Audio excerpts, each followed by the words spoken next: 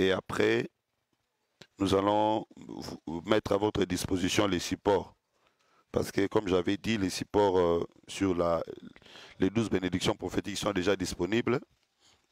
Les supports sont déjà disponibles et donc nous attendons que nous puissions finir avec les cours.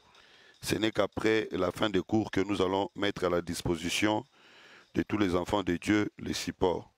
Donc voilà comment on va procéder. Alors,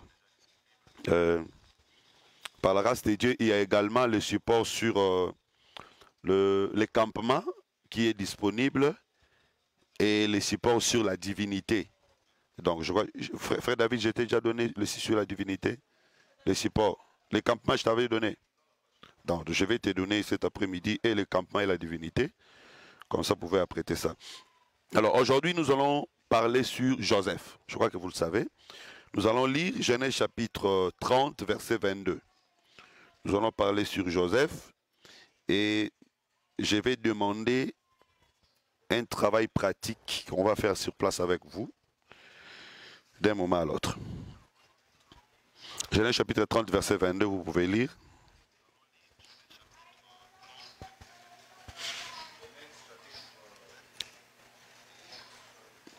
Verset 22.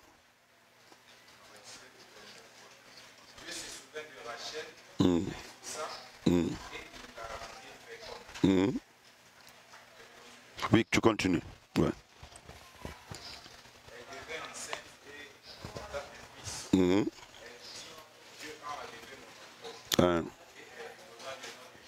Ouais.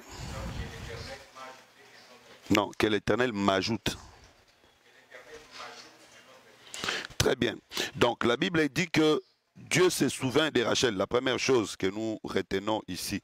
La Bible dit Dieu se souvint de Rachel.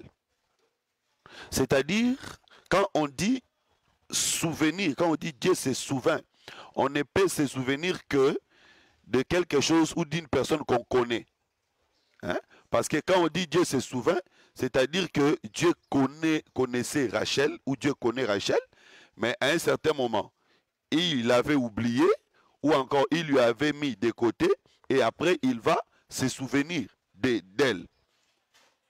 Donc cette phrase ou ces mots nous amènent à comprendre que Rachel était connue de Dieu. Dieu connaissait Rachel, mais il y a eu un moment où Dieu avait mis Rachel de côté, mais à l'arrivée de Joseph, Dieu se souvint de Rachel. Donc, nous pouvons d'abord voir là que c'est Joseph qui réveille les souvenirs de Dieu sur Rachel. Ça, c'est très important. Donc, notez ça, ça c'est important. C'est Joseph qui révèle les souvenirs de Dieu sur Rachel. Dieu connaissait Rachel, mais pour que Dieu puisse se souvenir de Rachel, il fallait que Joseph vienne. Alors là, je vais ouvrir une parenthèse pour dire, bien-aimé, Dieu peut te connaître, mais tu peux passer aussi des temps difficiles. Le fait que Dieu te connaît ne te dédouane pas des difficultés, ne te dédouane pas des problèmes. Dieu peut te connaître, mais tu peux aussi traverser des moments compliqués. C'est comme à l'étant du roi Cyrus. Esther était la reine, mais elle passait aussi beaucoup de temps sans voir la face du roi. Donc c'était la reine reconnue, mais elle passait des temps sans voir la face du roi. Donc par rapport à la prophétie, nous pouvons dire que la reine, c'est nous l'église aujourd'hui, mais nous sommes loin du roi. Mais il y a un moment où nous allons entrer dans les palais royaux, c'est-à-dire c'est lors de l'enlèvement que nous allons entrer dans les palais royaux pour vivre effectivement la face du roi. Mais sur le plan évangélique, nous disons aussi qu'il y a des moments où nous ne voyons pas aussi la face de Dieu dans certains problèmes dans nos vies. Mais cela ne veut pas dire que nous ne sommes plus des reines. Nous sommes toujours la reine. Donc un enfant de Dieu doit avoir ça en tête. Un enfant de Dieu doit avoir connaissance de toutes ces choses. Donc quand on dit Dieu se souvint de Rachel, cela veut dire que Rachel était... Ben, il faut éviter là-bas, c'est la technique, donc il ne faut même pas toucher si lui-même n'est pas là. Donc, quand on dit que Dieu se souvint de Rachel, donc Rachel était dans la pensée de Dieu, et à un certain moment, Dieu viendra se souvenir de lui. Alors, par rapport à la prophétie, nous pouvons aussi dire que Rachel, c'est l'image du peuple d'Israël. Dieu se souviendra de ce peuple. Donc il y a un moment où ce peuple semble être abandonné, mais Dieu se souviendra de ce peuple. Mon technique. Ceux qui techniciens ne touchez pas. Donc, il y a un certain moment où Dieu se souviendra de son peuple. C'est comme Abraham qui va avec ses serviteurs, Isaac et puis l'âne. Ils arrivent à un certain moment. Abraham dit aux serviteurs, restez ici, moi et le fils, nous reviendrons vers vous. Vous voyez, donc ceux qui sont restés et Abraham est parti et les fils, ils vont revenir après, représentent aussi ces peuples d'Israël qui sont restés aujourd'hui. À un certain moment, Dieu se souviendra d'eux. Donc le premier élément à retenir, c'est ses souvenirs. Dieu se souviendra de Rachel, c'est-à-dire Dieu connaissait Rachel, mais la venue de Joseph fera que Dieu puisse se souvenir de Rachel. Alors nous disons aussi que Jésus-Christ, c'est lui qui attire la pensée de Dieu sur une personne. Vous voyez, donc ici Joseph représente le Seigneur Jésus-Christ. Quand il vient dans la vie d'une personne, il attire la pensée de Dieu sur cette personne-là. De cette manière, quand Jésus vient dans ta vie, il attire la pensée de Dieu dans ta vie. Quand Jésus rentrera en Israël, il attirera la pensée de Dieu sur le peuple d'Israël. De la même manière aussi aujourd'hui, puisque Jésus est dans l'église, il attire la pensée de Dieu ou l'attention de Dieu sur nous, peuple de l'église. Alors, donc on peut voir là qu'à un certain moment, Dieu avait donné à Rachel le dos, mais à la venue de Joseph, Dieu va donner à Rachel la face. Parce que quand on dit Dieu se souviendra de Rachel, c'est-à-dire Dieu va donner à Rachel la face. C'est comme la loi de Moïse. La loi dit ceci. Si quelqu'un oublie, si quelqu'un pendant qu'il est en train de moissonner, il oublie des gerbes, alors quand il est en train de partir, il se souvient. Il ne va pas rentrer pour prendre. Parce que ces gerbes restera pour les étrangers et les orphelins et les veuves. Je suis allé là-bas pour parler du souvenir.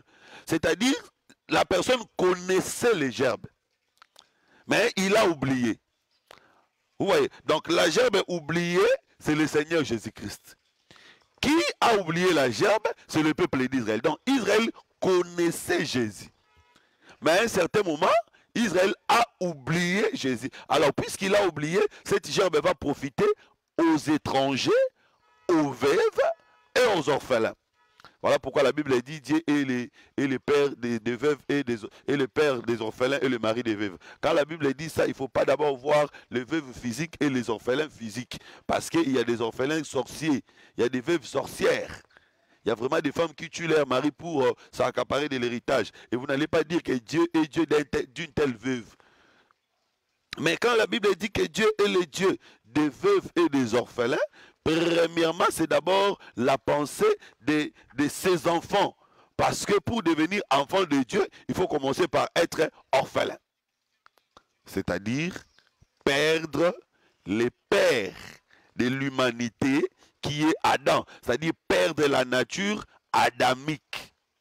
Quand la Bible dit être veuve, c'est toujours dans le même contexte. Mais si nous allons dans la prophétie, nous pouvons voir le peuple d'Israël dans les déserts.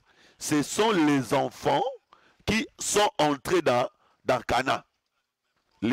Tous les pères devaient mourir afin que les enfants puissent entrer dans Canaan. Donc tous ces enfants qui sont entrés dans Canaan étaient en quelque sorte des orphelins.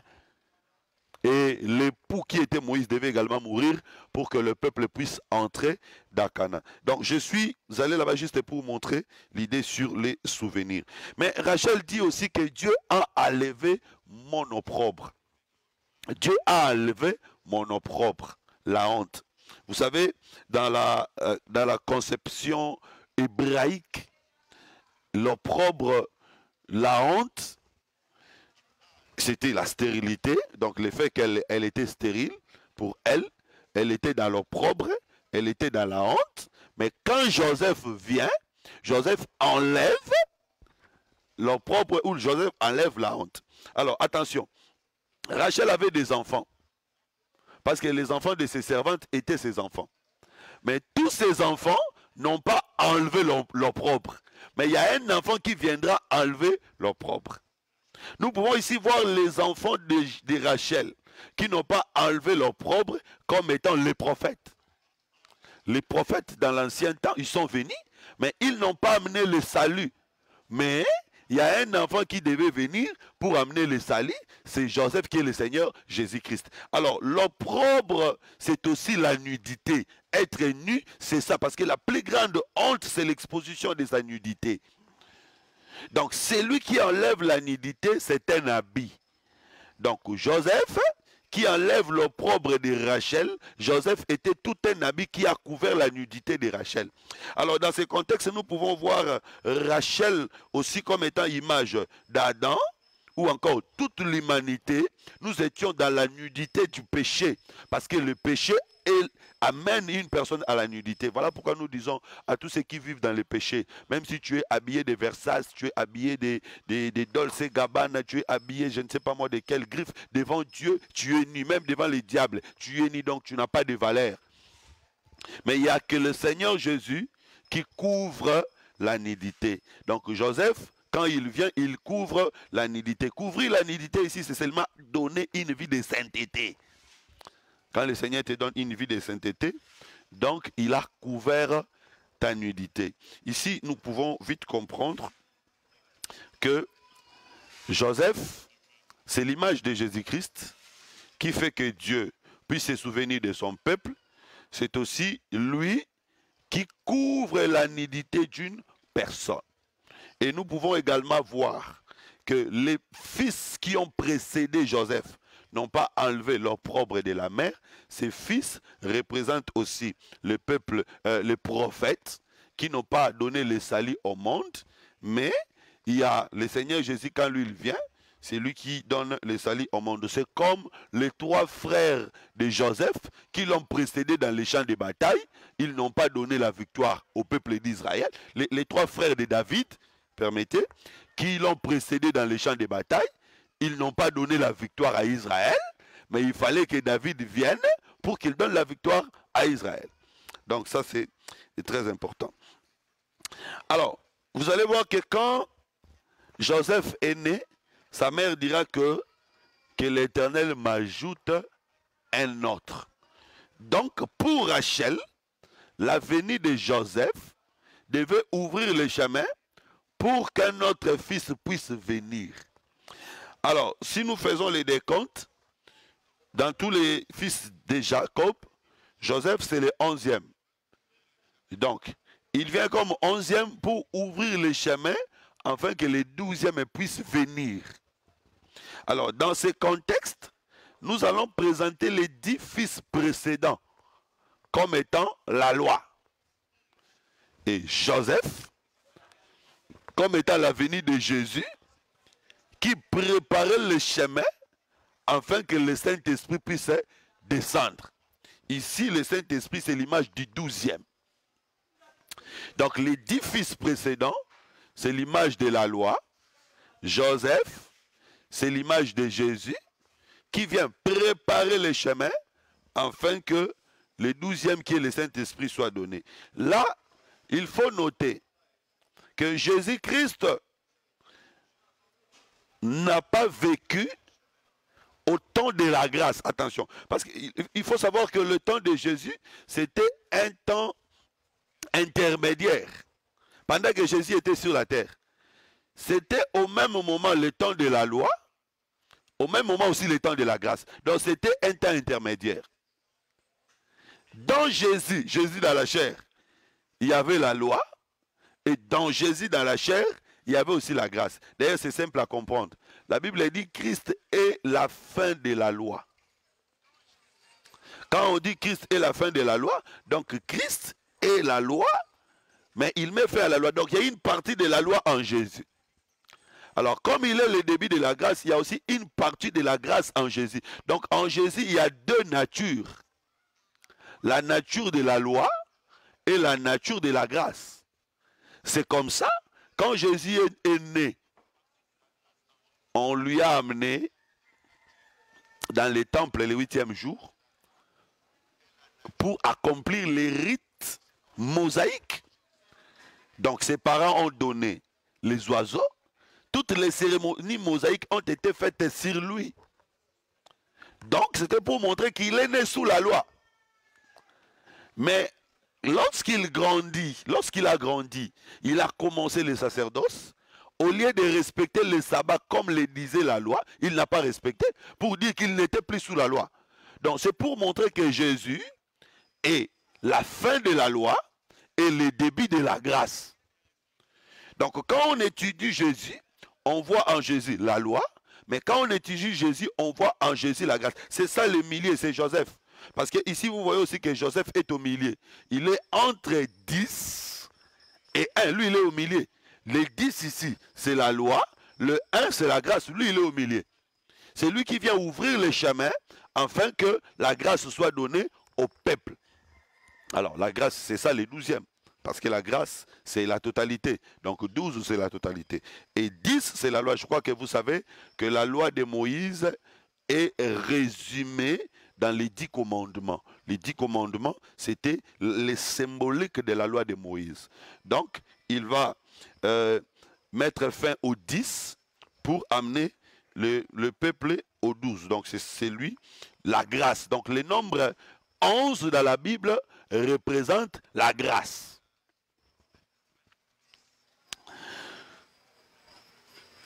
Alors, autre élément à retenir, la Bible dit que quand Joseph est né, son père va se décider de quitter la maison de Laban. Donc c'est Joseph qui vient amener la délivrance à Jacob, parce que Jacob a servi à un certain moment comme un esclave dans la maison de Laban. Mais la venue de Joseph fera que Jacob puisse quitter la maison de Laban. C'est pourquoi nous disons toujours que Joseph qui est Jésus-Christ, s'il vient dans ta vie, tu dois vraiment quitter la maison de Laban. C'est-à-dire, si Jésus vient dans ta vie, tu dois être délivré de l'esclavagisme, du péché. Parce qu'à un certain niveau, Laban peut représenter aussi les diables. Il faut faire très attention. Parce qu'il y a des moments où Laban représente Dieu. Et puis, il y a aussi certains contextes dans lesquels Laban représente le diable. Vous voyez. Donc, dans le contexte où Laban représente le diable, c'est la venue de Joseph qui nous donne la délivrance sur l'autorité du diable dans nos vies. Comment est-ce que Laban représente le diable? Ou comment est-ce que Laban représente Dieu? Laban représente Dieu dans le sens où c'est lui qui donne à Jacob les femmes. Vous voyez? Donc là, Jacob représente le Seigneur Jésus-Christ. Et Laban, c'est le père qui doit donner les 2 femmes à son fils. Vous savez avec moi que ces 2 femmes représentent Israël et l'Église. Et si Jacob représente aussi nous l'Église, Dieu, c'est lui qui nous donne l'aîné et la cadette. Vous savez que l'aîné représente la vie éternelle, la cadette représente les bénédictions de la chair. Ça, c'est très important. Mais moi, je peux changer de couleur pour parler de l'aîné comme étant Moïse et la cadette comme étant le Seigneur Jésus-Christ. Donc, on ne pouvait pas donner Jésus si on n'avait pas d'abord donné Moïse. C'est-à-dire, on ne pouvait pas donner la grâce si on n'avait pas d'abord donné la loi. Je peux parler de l'aîné et la cadette comme étant les 2 arbres au milieu du jardin. On ne pouvait pas donner la cadette qui est l'arbre de vie si on n'avait pas d'abord donné l'aîné qui est l'arbre de la connaissance du bien et du mal. Donc, mais là, on présente Laban comme étant Dieu. Mais Laban représente aussi le diable qui change de visage à cause de la prospérité de Jacob. Quand Jacob commence à prospérer, Laban change de visage. Bien aimé, vous devez savoir que l'ennemi n'aime pas vous voir prospérer. L'ennemi n'aime pas vous voir avancer. Plus vous prospérez, plus vous avancez, l'ennemi change de visage. C'est-à-dire que le diable ne peut pas accepter voir un enfant de Dieu être béni ou être élevé. C'est comme ça, Laban travaille avec ses fils.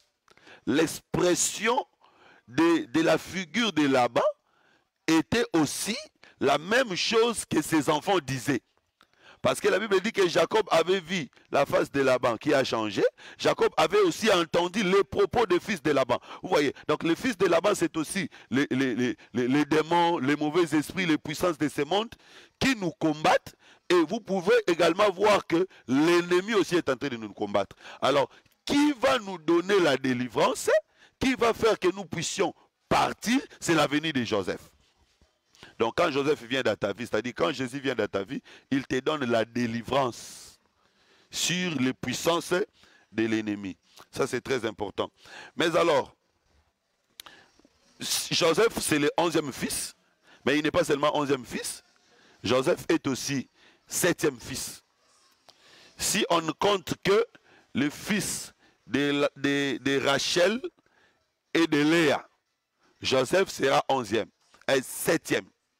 Il est 11e si on mélange les fils de toutes les 4 femmes. Là, Joseph est 11e. Mais si on ne compte que les fils de Léa et Rachel, Joseph est 7e. Ça, c'est très important et très symbolique. Parce que la Bible dit, lisons ça, Exode chapitre 23, verset 12. Exode chapitre 23, verset 12. Lisons.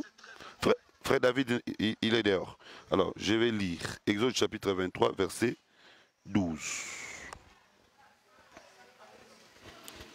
Exode 23, verset 12. La Bible dit ceci.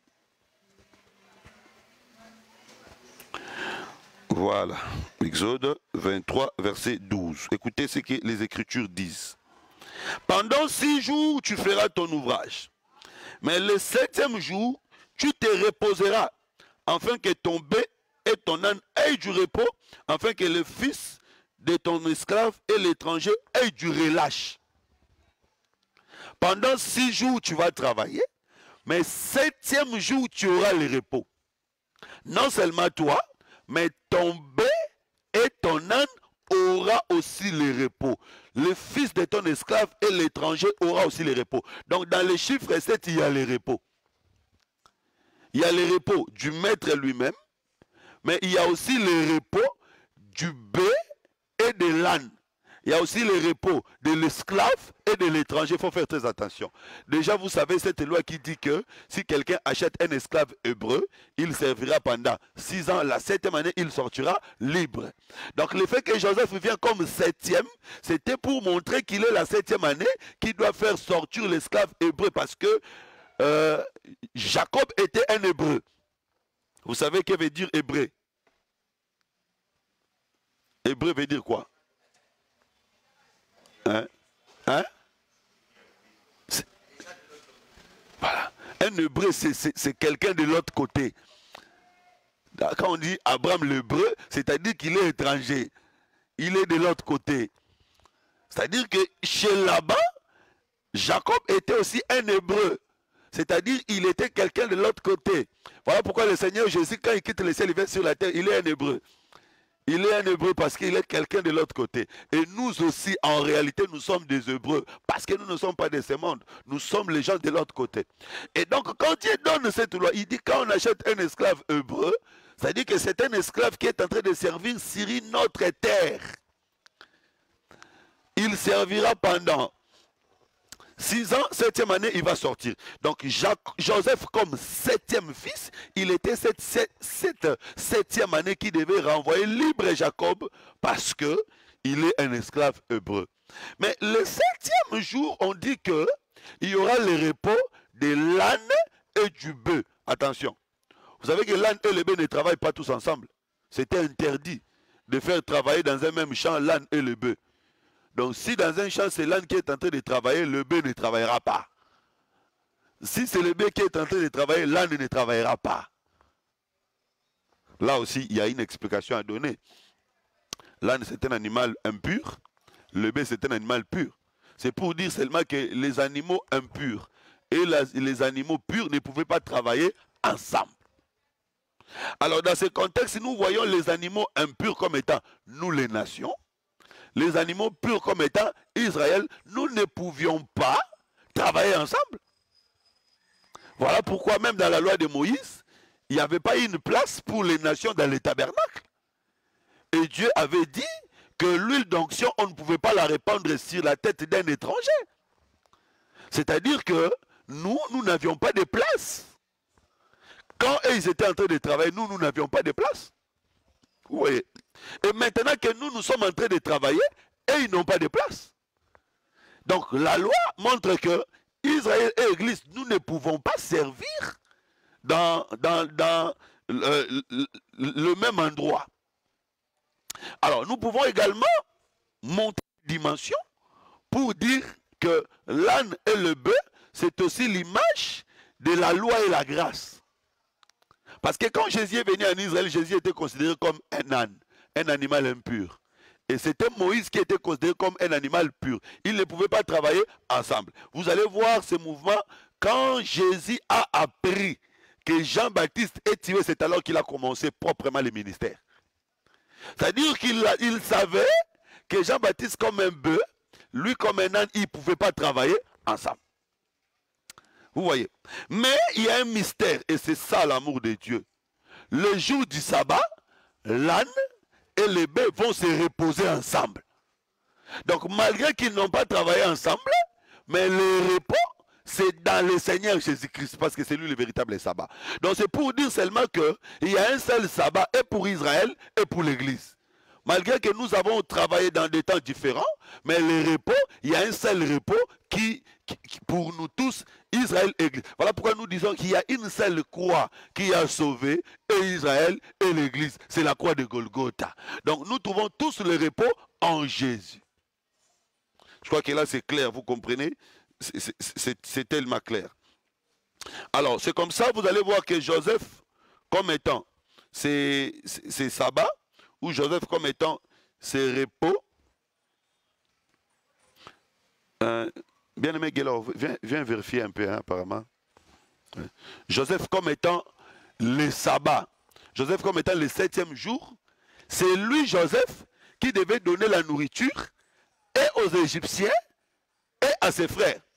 Donc c'était pour dire que Joseph comme étant le 7e, il va donner le repos et à l'âne et au bœuf. Et dans ce contexte-là, qui est l'âne, qui est le bœuf? Quand il donne la nourriture, parce qu'il est le 7e jour, il doit donner le repos et à l'âne et au bœuf. Maintenant, quand il donne la nourriture en Égypte, qui est le bœuf, qui est l'âne? Voilà, non, le bœuf c'est ses frères et l'âne c'est les Égyptiens. Voilà, donc, puisqu'il lui il était le 7e jour, il devait vraiment donner la nourriture et à ses frères et aux Égyptiens. Voilà. Alors, dans un sens, ça parle aussi de Jésus aujourd'hui, parce qu'aujourd'hui dans l'église, ça c'est dans un contexte, parce qu'en réalité, dans l'église, il n'y a ni bé ni âne. C'est-à-dire, il n'y a ni juif ni grec. Mais nous pouvons aussi voir ça comme ça. Il y a une partie d'Israël et une partie des nations. Nous sommes réunis dans l'église. Donc, je suis allé là-bas pour vous montrer que Joseph, comme 7e, c'est lui qui est en train de travailler. Frère Chikobenga Mouchele a vérifié Babylone. Donc voilà. Alors nous allons évoluer. Là je crois que j'ai parlé de Joseph. Lors de la naissance, tous les détails qui ont été donnés lors de la naissance. Mouchele, si tu travailles, il faut rester dans ton poste de travail. Hein, c'est important. Voilà, maintenant, je vais vous poser une question. Comme toujours, je vais faire sortir mes $10. Celui qui va réussir aujourd'hui aura $10. Voilà. J'espère que ça ne va pas rentrer dans la poche. Oui. J'ai besoin de 15 caractères de Joseph qu'on trouve aussi en Jésus. Celui qui me donne 15 caractères de Joseph qu'on trouve aussi en Jésus, je lui donne les $10. Avant de continuer, très rapidement parce que je n'ai pas beaucoup de temps. 15. Soit aux 8 aux 8, soit aux 14 aux 8, il faut qu'on ait 15. Mettons-nous déjà d'accord sur les règles du jeu. Parce que on a quand même moi 8 t. Soit aux 8 aux 8, soit aux 14 aux 8.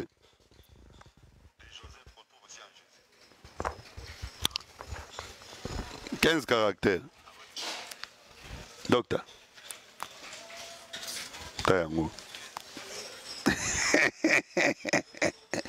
15 caractères. Donc vous n'avez même pas un. Hein? Tu peux essayer.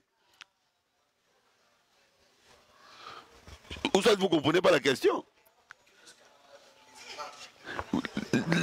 La type des images, des ressemblances.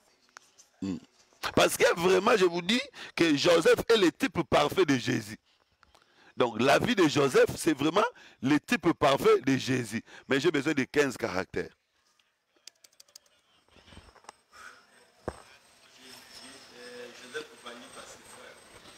Joseph vendu par ses frères. Jésus aussi vendu par ses frères. 1.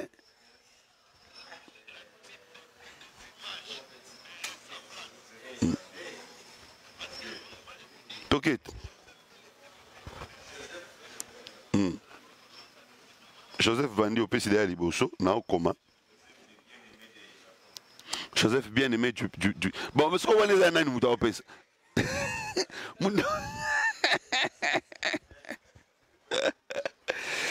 Bon, il y a que ça à Katani yo bandi.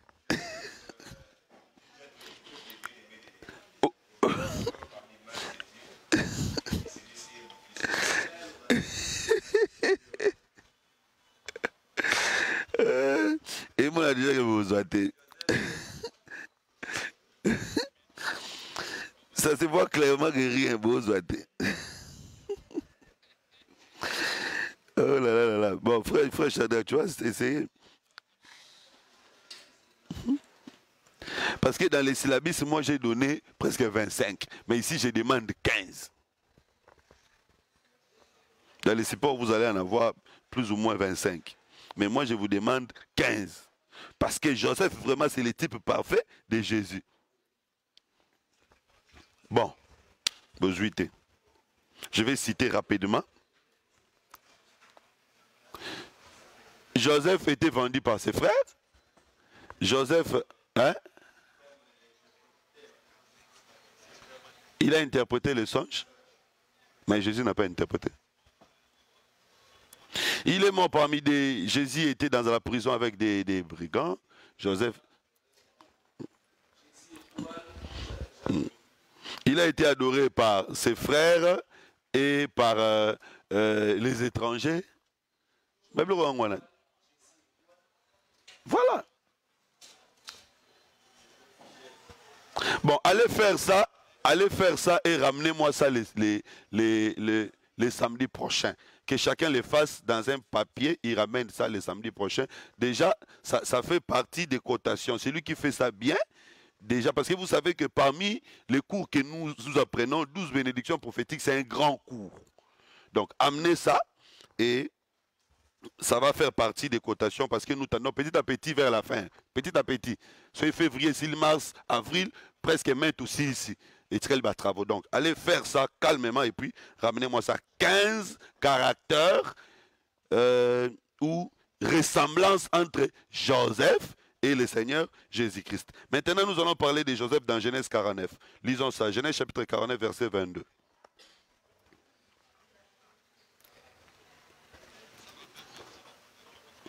Genèse 49, verset 22.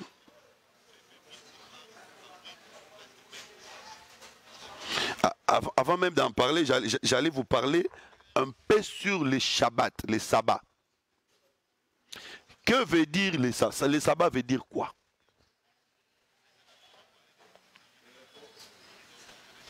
Oui, les sabbats veut dire les repos, parce que nous avons dit que Joseph fait entrer dans les repos. Les sabbats veut dire repos, mais ce n'est pas le repos dans le sens de quelqu'un qui est fatigué. Hein?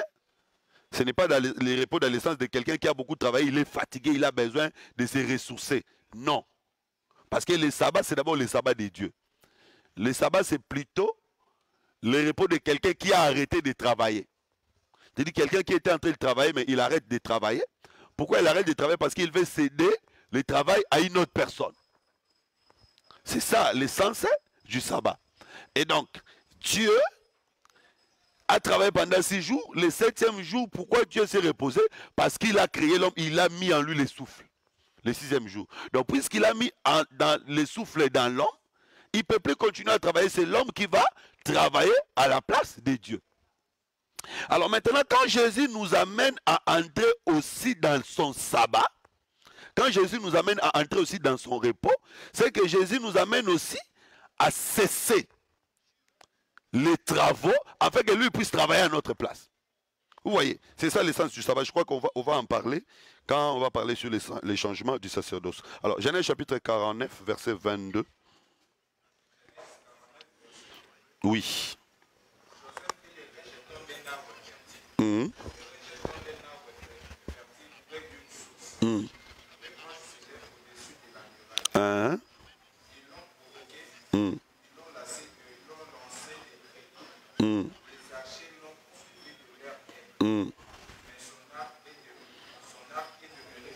Mmh. Mmh.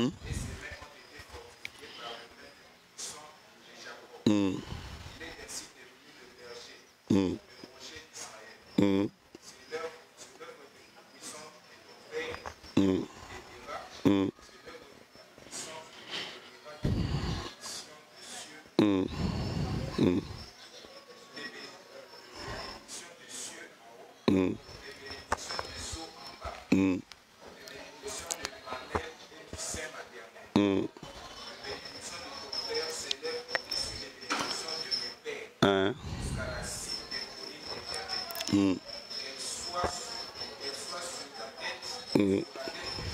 Mmh. Mmh. Bon, on peut se limiter là. Il y a quelqu'un qui m'a posé la question ici. Je vais lire la question. Shalom, pasteur Jétro. Aide-moi à comprendre les grandes photos derrière vous. Pourquoi?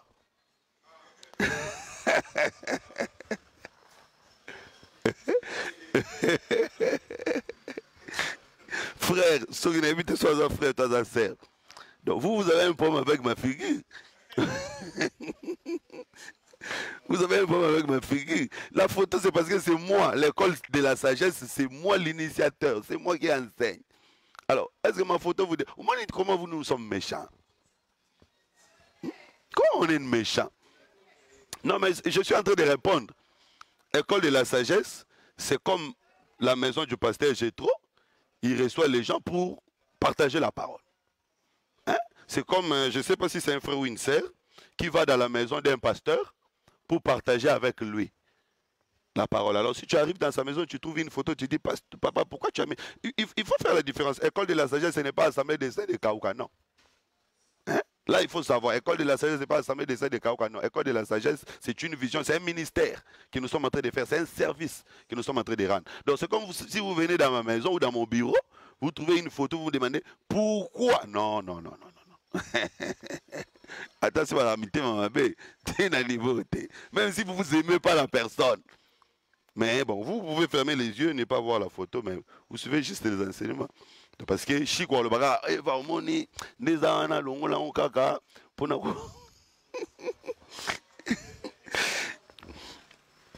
mais la photo, c'est ça, non?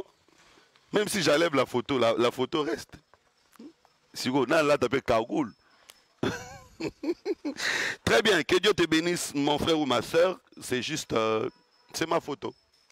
Ça ne dérange pas. Voilà. Oui, bon, après, c'est l'affiche de l'école, c'est l'effigie de l'école, c'est l'image de l'école, c'est le symbole de l'école.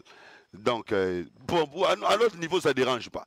Hein, à notre niveau, ça ne dérange pas. Je ne sais pas si ça vous dérange, mais à notre niveau, vraiment, ça ne dérange pas. Et puis, c'est une parenthèse. Vous savez, les gens n'aiment pas les serviteurs de Dieu. Mais les gens aiment la parole. Surtout dans nos assemblées. Il y a un frère à Bandundu. Le frère était malade. Le pasteur a pris pour lui, il est guéri. Et le dimanche, il vient maintenant pour témoigner. Bandeko, Zambaza Monen. Et pasteur était Nzambe. Personne ne lui a posé la question. Et personne n'était au courant de ce qui s'était passé. Mais lui, il vient et commence déjà. Et pasteur était Nzambe. Pasteur Azana est l'autre. Nzambe. Oh, mais likamuni oh non nazaki malade Nzambe abiki singa Nzambe la koloba teke moto Nzambe Vous voyez comment les gens réfléchissent. Bon, peu importe. Alors, Genèse 49, verset 22. D'abord, premièrement, Jacob présente Joseph comme le rejeton d'un arbre fertile. Alors, quand on dit rejeton, c'est-à-dire qu'il y a un arbre qui a été coupé. Parce qu'on ne peut pas parler du rejeton si l'arbre n'a pas été coupé. Et vous savez, dans la Bible, l'arbre représente un homme. Job chapitre 14. Job présente l'arbre comme étant un homme. Donc vraiment, Joseph, comme étant rejeton d'un arbre, c'est-à-dire c'est un arbre qui a été coupé, mais qui est revenu à la vie. C'est pour dire que c'est un homme qui était mort, qui est revenu à la vie. Donc Jacob est ici en train de parler de la mort et la résurrection de Joseph. Alors sur le plan littéraire, il est en train de parler comment est-ce que Joseph était perdu, parce que Jacob savait que Joseph est mort. Pour Jacob, quand on lui a annoncé la nouvelle, il savait que Joseph est mort. Mais après un moment, Joseph était revenu à la vie. Donc c'était vraiment une forme de la mort et de la résurrection. Et ça aussi, c'est une ressemblance entre Joseph et le Seigneur Jésus-Christ. Parce que vous savez que jusqu'à aujourd'hui, Israël sait que Jésus est mort. Alors que pendant que pour Israël, Jésus est mort, mais il est en train de régner chez les Égyptiens. Donc aujourd'hui, Jacob représente le peuple d'Israël qui sait que son fils est déjà mort. Mais pendant qu'eux, ils savent qu'il est mort, chez nous, il est en train de régner. Alors, quand il va retrouver Joseph, c'est alors qu'il va prononcer cette parole. Il dira que ils lui ont provoqué, ils l'ont lancé des archers, mais il est revenu à la vie. Les archers ici, les flèches ici, ce sont les 10 paroles de la loi. Parce que c'est les 10 paroles de la loi qui ont tué Jésus. Nous pouvons faire cet exercice, vous allez voir que Jésus-Christ a été tué par les 10 paroles de la loi. C'est comme Absalom. Vous savez que pour qu'Absalom puisse mourir, il fallait qu'on lui perce des 10 lances. Parce qu'Absalom, c'est aussi ce fils-là qui s'est rébellé contre son père. Jésus, quand il est venu, il était aussi l'image du fils qui s'est rébellé contre les pères. Malgré, ça c'est dans un contexte. Parce que dans un autre contexte, il dit qu'il est soumis au père. Mais toi qui es soumis au père, le père dit de ne pas travailler les jours du sabbat, tu travailles. Donc c'était une forme de rébellion aussi. Alors il devait être percé par les 10 flèches. On peut faire cet exercice-là. Premier commandement, c'est quoi?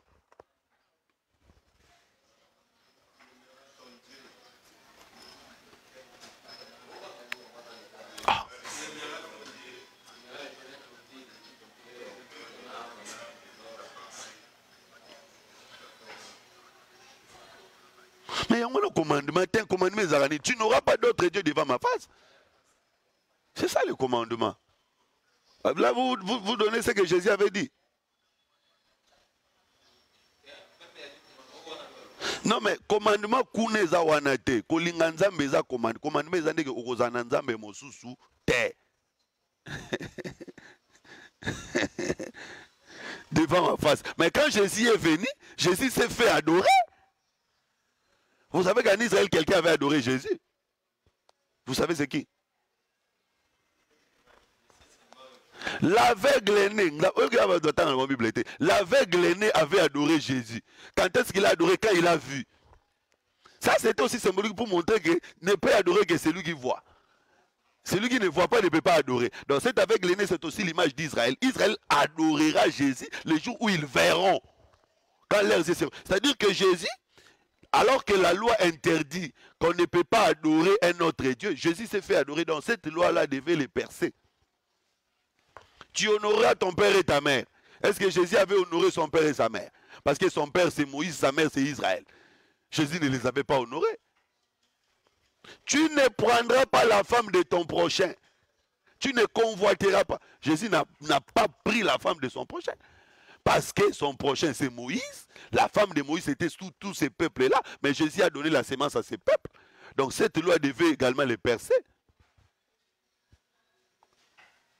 Donc, si vous lisez les 10 commandements, vous allez voir que les actions de Jésus étaient de nature à être condamnées par les 10 commandements. C'est comme ça que nous disons que les archers qui l'ont poursuivi, les flèches qui l'ont atteint, c'est les paroles de la loi. Et Jean chapitre 19, la Bible elle dit, nous avons une loi, selon notre loi, il doit mourir. Ça c'est très important. Donc, Joseph, c'est l'image du Christ qui devait mourir.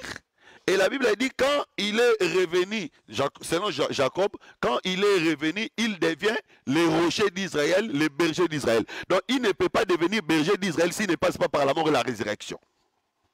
Vous voyez, donc c'est ça l'image du Christ. Et Joseph aussi, vous savez qu'on ne pouvait pas l'adorer par ses frères s'il n'a pas été vendu. Avant que la prophétie ou encore le songe qu'il avait eu s'accomplisse, il devait d'abord être vendu. C'est-à-dire il devait mourir, ressusciter. C'est alors qu'on l'adorera. Ça c'est très important. Donc après la mort, il devient rocher d'Israël.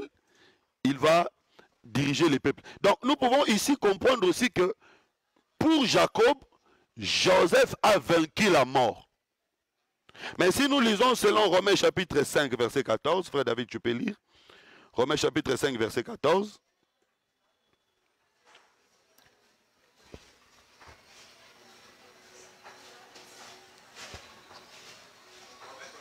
Romains chapitre 5 verset 14.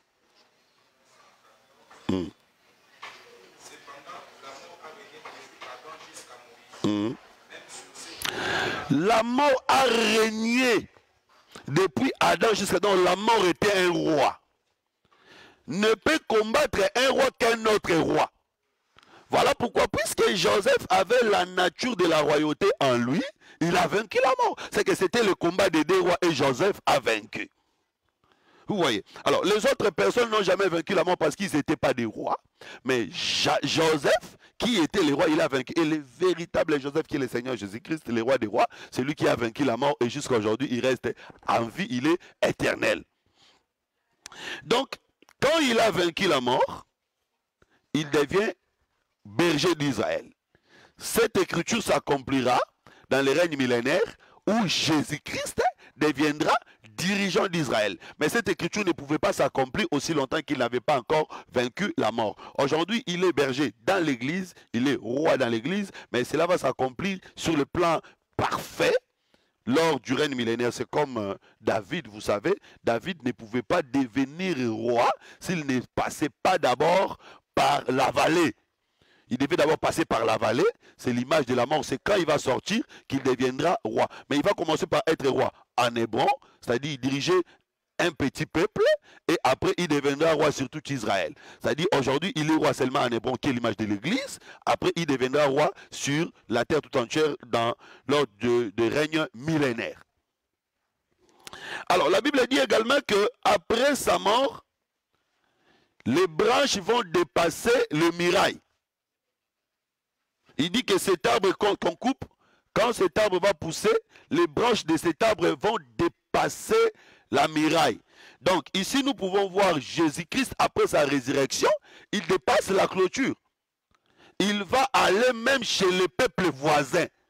Parce que quand on dit muraille, c'est-à-dire qu'il y a un peuple, il y a aussi un autre peuple de l'autre côté. Donc aujourd'hui le Seigneur Jésus est arrivé jusque chez nous. C'est ça, c'est que Pierre avait dit, cette bonne nouvelle est pour vous, pour vos fils et pour un peuple lointain en aussi grand nombre que le Seigneur les appellera. Donc, il y a une muraille qui montre qu'il y a deux peuples des deux côtés. Donc, il y a un côté et il y a un autre côté. Donc, après sa mort, il ne va pas se limiter seulement dans un seul côté. Il ira même dans l'autre côté. Donc, c'est l'image de Jésus-Christ qui a quitté Israël et il est arrivé jusque chez nous les nations. C'est comme ça, vous allez voir que dans le ministère de Joseph, dans le leadership de Joseph, Joseph n'a pas seulement dirigé ses propres frères, il a également dirigé les Égyptiens. Il n'a pas seulement donné le pain à ses propres frères, il a aussi donné le pain aux Égyptiens, aux étrangers. Ça, c'est très important. Mais il y a un détail important. Quand les branches vont dans l'autre côté du muraille, de la muraille, ceux-là ne vont voir que des branches et des fruits. Ils ne verront pas les racines. Les racines resteront dans l'autre côté. Je ne sais pas si vous comprenez. Alors, quand on parle de racines, c'est-à-dire on parle de patriarches. Parce que les racines, c'est la source. Aujourd'hui, c'est comme ça, Paul le dit aussi, à qui appartiennent les patriarches? À qui appartiennent les promesses? Ce n'est pas à nous. Les patriarches, les promesses appartiennent à Israël. Mais nous, nous bénéficions seulement les fruits. Voilà pourquoi dans une certaine dimension, nous ne pouvons pas nous préoccuper de la naissance de Jésus. Non. Parce que où est-ce qu'il est né, ce n'est pas vraiment notre problème. Nous, notre problème, c'est seulement voir comment est-ce que les branches ont dépassé la muraille et nous avons les fruits. Donc nous mangeons le fruit sans pour autant savoir la racine. C'est comme ça les gens qui font les débats sur le nom de Jésus. Son nom c'est quoi? Nous n'avons même pas besoin de ça parce que parmi les ressemblances entre Joseph et Jésus, vous allez aussi marquer que Joseph quand il arrive en Égypte, on le change les noms. Jésus aussi quand il arrive chez les nations, nous les changeons les noms. Il y a aucun abisso sosa makasi. Parce que c'est dans la Bible, c'est comme ça. Donc, c'est-à-dire que nous n'avons pas besoin de savoir qu'on connaît un anita. Non! Nous avons seulement vu les fruits, nous avons mangé. Et pour nous, les salis, pour nous, les fruits là, c'est tout. Les fruits que nous avons là, à l'intérieur, il y a le noyau, c'est sa racine, il y a la sève, c'est ça le sang, il y a la chair. Donc nous, quand on a les fruits, on a tout. Parce que dans les fruits, il y a tout. Parce que dans les fils, il y a les pères à l'intérieur. Vous voyez. Donc, c'est ça aussi la fille de Pharaon. La fille de Pharaon, quand elle prend Moïse, elle n'a pas besoin de connaître la date de naissance de Moïse. Elle n'a pas besoin de... Elle-même, elle va prendre le fils. Et pour la fille de Pharaon, le jour où elle a eu le fils, c'est le jour-là que le fils est né dans sa vie. Même le nom, voilà. Et puis, le nom de Moïse, avant qu'il vienne dans l'eau, c'était un mystère. C'était un mystère. C'est le mystère du nom de Moïse avant 3 mois.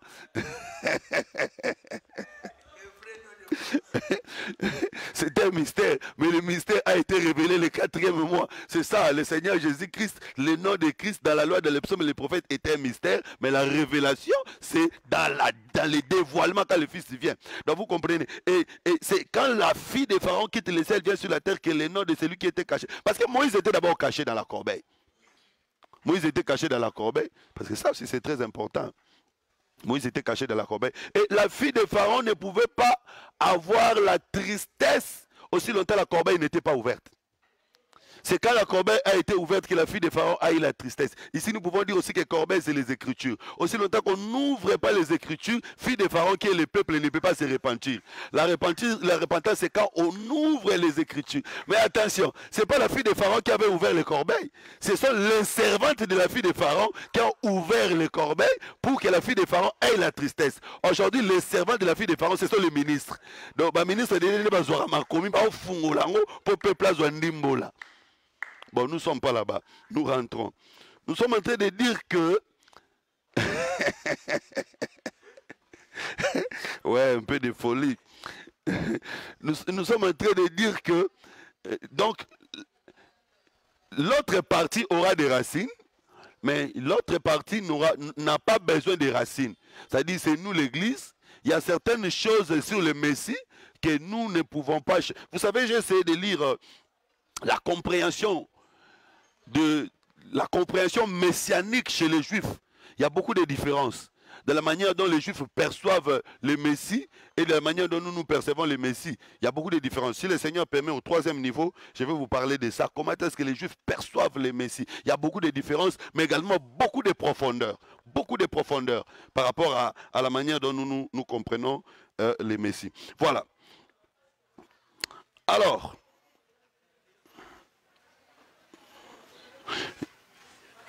donc nous comprenons d'abord que la venue de Joseph chez nous, il devient maintenant une bénédiction pour 2 peuples. C'est ça le Seigneur Jésus-Christ qui est bénédiction pour Israël et bénédiction pour nous. Nous allons terminer par ce que Moïse dit. Deutéronome chapitre 33. Deutéronome chapitre 33, bénédiction de Joseph par Moïse.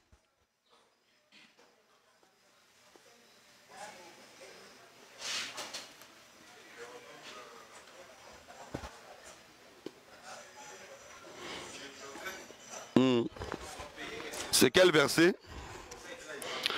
Deutéronome 33, 13.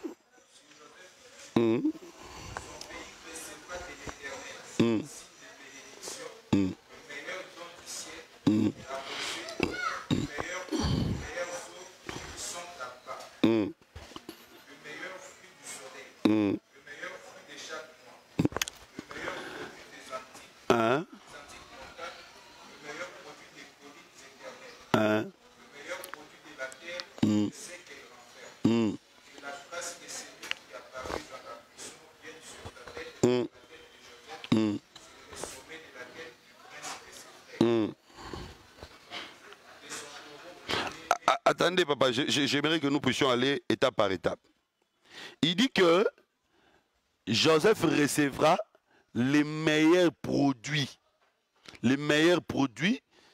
du soleil, les meilleurs produits des montagnes antiques. J'aimerais d'abord ici, nous allons parler de Joseph dans 2 dimensions. Première dimension, Joseph comme Christ. Il va recevoir les meilleurs produits de la terre, c'est-à-dire c'est la récolte. Là, nous sommes dans Matthieu chapitre 13. Meilleur produit de la terre, c'est la récolte. Donc, il y a un moment où il viendra moissonner. Mais il ne moissonnera pas des mauvais produits, il ne moissonnera que des meilleurs produits. C'est-à-dire, c'est ceux qui atteindront la perfection, qui deviendront la part de Joseph. Donc, l'enlèvement, c'est pour des meilleurs. L'enlèvement, c'est pour les meilleurs chrétiens. Donc, si tu ne deviens pas meilleur produit, tu ne seras pas enlevé. Parce que, je crois qu'on va en parler tout à l'heure quand on va parler sur les paraboles. La récolte, c'est aussi l'enlèvement. Et donc, il viendra récupérer que de meilleurs produits. Donc, quand on écoute la parole, c'est la pluie qui tombe sur nous. C'est également le soleil qui nous frappe, parce qu'il a parlé des meilleurs produits du soleil. Donc, le soleil joue un rôle pour que la sémence puisse atteindre la maturité. C'est comme ça, cette femme, dans Cantique de Cantique, dit « Je suis noire, mais je suis belle, c'est le soleil qui m'a brûlé ». C'est pour dire que le soleil donne la maturité à la sémence. Et cette femme était une sémence. Donc, quand tu reçois la chaleur du soleil, tu atteins la maturité. La chaleur du soleil, ici, c'est la connaissance de la parole, la lumière, qui fait que nous puissions atteindre la maturité. Et quand nous allons atteindre la maturité, nous allons devenir meilleurs produits. C'est alors qu'il viendra nous prendre. C'est comme ça, on dit meilleurs produits des montagnes antiques. Quand on dit montagne, on parle de la royauté. Montagnes antiques, c'est-à-dire ancien roi. Donc, qui était roi avant que Jésus ne devienne roi? C'est le diable qui régnait sur la terre. Mais quand le Seigneur est venu, nous qui étions sous la domination du diable, il nous a récupérés. Donc, il va prendre les meilleurs produits. Mais nous pouvons également parler de Joseph comme étant nous les chrétiens. Nous devons aussi croire que Dieu va nous donner des meilleurs produits dans nos vies. S'il faut qu'il te donne un travail, il faut que ça soit un meilleur. S'il faut qu'il te donne un mariage, il faut que ce soit un meilleur mariage. Donc, parce que nous sommes comme Joseph, tel qu'il est, tel que nous sommes. Donc nous méritons aussi recevoir les meilleurs produits. Alors si vous continuez, il dit que Joseph recevra la bénédiction d'en haut et la bénédiction d'en bas. Joseph qui rassemble en lui le ciel et la terre. C'est l'image de Jésus-Christ. Parce qu'il marchait avec la bénédiction d'en haut et la bénédiction d'en bas. C'était pour montrer, comme je vous ai dit au début, qu'en lui, il y avait la loi et la grâce. En lui, il y avait l'ancienne et la nouvelle alliance. C'est ça la bénédiction d'en haut et la bénédiction d'en bas. Donc Jésus-Christ incarnait en lui l'ancienne alliance et la nouvelle alliance, la loi et la grâce. Mais aussi, il était à la fois Dieu et homme. Ça, c'est très important. Alors, continuons.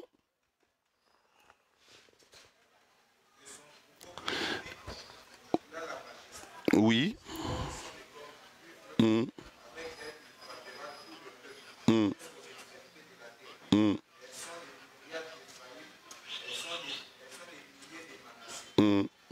Voilà.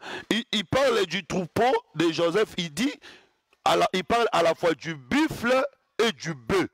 C'est très important. Je vais en parler. Il y a les frères Serge Makanka, que Dieu te bénisse, qui posent la question pourquoi Moïse n'a rien dit sur Isaacar. Mais Moïse a parlé sur Isaacar. J'avais parlé de ça, non? Moïse a parlé sur Isaacar, je crois, sur les tentes d'Isaacar. Hein, essaye de voir ça. Quand il parle sur Zabilon, il parle aussi sur Isaacar. Frère David, essaye de voir. Là où il parle sur Zabilon, il parle aussi sur Isaacar au même moment.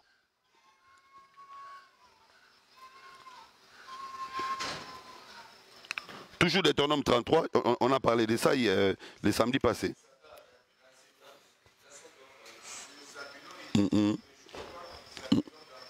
Hein? Donc, la bénédiction de Moïse sur Isaac, il dit que Isaac, réjouis-toi dans tes tentes. Tente, il y a tantinité. Mais tente, il y a naku. Alors, quelle est cette tente qui peut réjouir Isaac? C'est le tabernacle.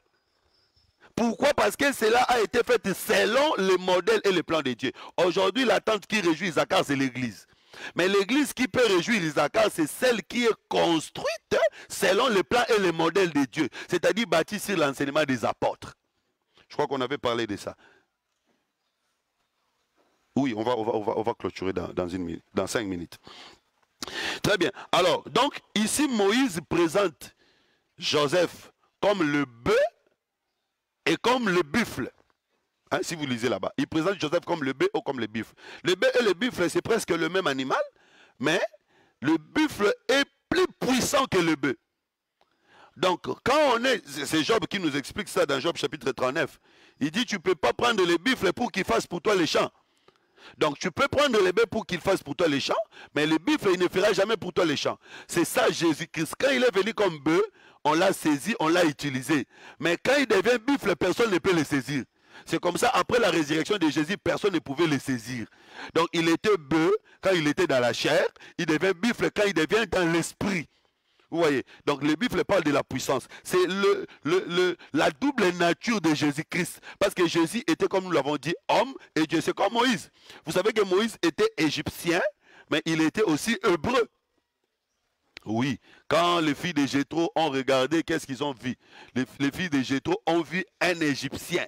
Mais dans le sang de l'Égyptien, dans le corps de l'Égyptien, il y avait le sang hébreu. C'est-à-dire que quand Jésus était venu dans la chair, il était égyptien, mais à l'intérieur, il y avait le sang hébreu. Parce que Égypte, c'est le monde. Donc, Égyptien, c'est quelqu'un du monde. Jésus était venu comme un homme du monde, mais il avait la nature divine en lui. Vous voyez, donc c'est la double nature. C'est ça, parce que vous savez, quand un arbitre est en train d'arbitrer un match entre les Anglais et les Français, par exemple, il doit comprendre les Français et l'anglais. Pour savoir poser la question. C'est ça.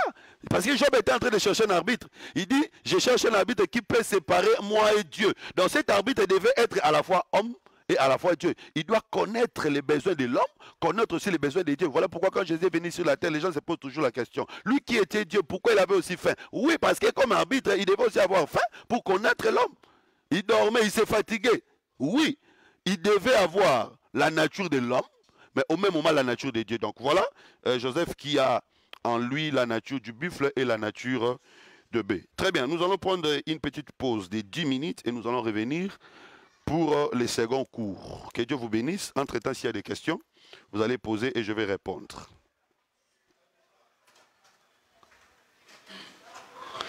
Bon, nous sommes en direct. Au titre de la frère Serge.